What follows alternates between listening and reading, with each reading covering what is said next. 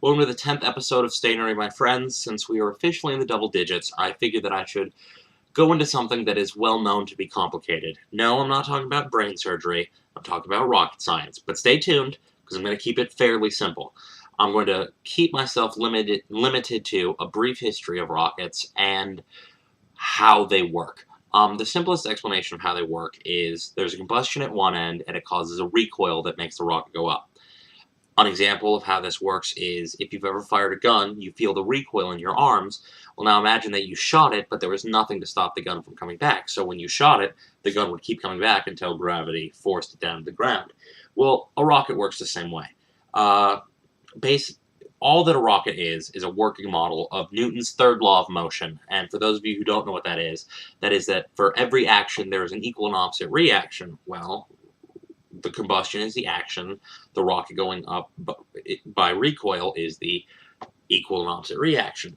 Well, now to show you how it works here is a very simple explanation. Here's a very simple diagram. Here you have the nozzle where everything comes out. Here's the combustion chamber. We've got these, and these are hypergolic pumps.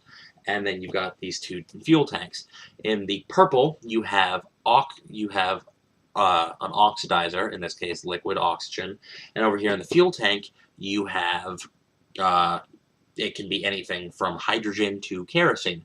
Well, now what happens is when they start the countdown and when it's time to launch the rocket, what they do is these hypergolic pumps force this fuel down, and it goes into this, and this is a turbine, and what that does is this mixes it all up, and these cause an exothermic reaction. And that in itself is enough to set off the fuel, but it doesn't guarantee that it'll set off the fuel. So, since they are ever cautious, they have to, they also cause a spark in here, and that guarantees that they set off the fuel. Then that fuel is forced into the easiest way through, which, as we know from basic physics, things will go through the easiest possible way. Energy tends to be lazy that way. So it comes through the nozzle, and that blows out, and that makes the rocket go up. So that's how a rocket works, basically. A small history on rockets. They were first thought of by a Russian... Oh, I know I'm going to mispronounce his name, and someone's going to correct me, and it's just going to make me mad. So don't do that. But his name is Tsiolkovsky? Whatever. Tsiolkovsky. That's the closest that I'm going to get. And he thought of the idea of rockets in his book, Investigations of Interplanetary Space by Means of Reactive Devices. That's not actually what it's called. That's what it's called in English. It's actually a Russian thing. It's probably like... I can't think of anything that's not stereotypical Russian. So anyway, so he thought of it, but he never made one, and I believe in his lifetime, rockets never were created.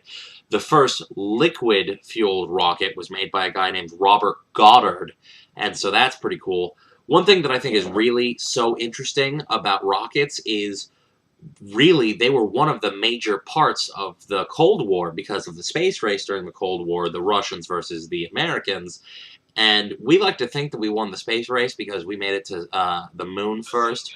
But really, I mean, Russians put a person, they put a monkey, they put I don't know if they put a monkey. They definitely put a dog in space, though.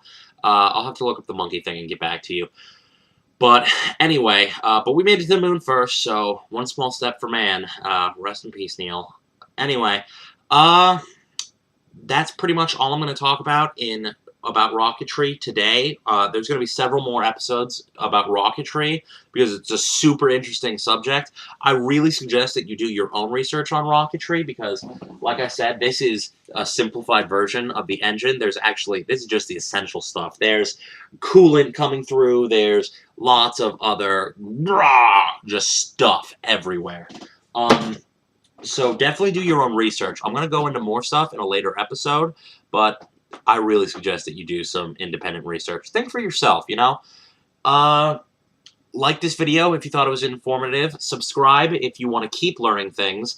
and share this video with everyone that you know. Share it with people you don't know, in fact. I mean, just be like, hey, what's up, dude? You want to see this? It's about rocket science. Maybe we'll all be smarter. And because I would love that. I mean, who wouldn't love that? I mean, not only do we get to have a more intelligent group of people, but I get more views on my videos, and I love that. Share it, share it, share it.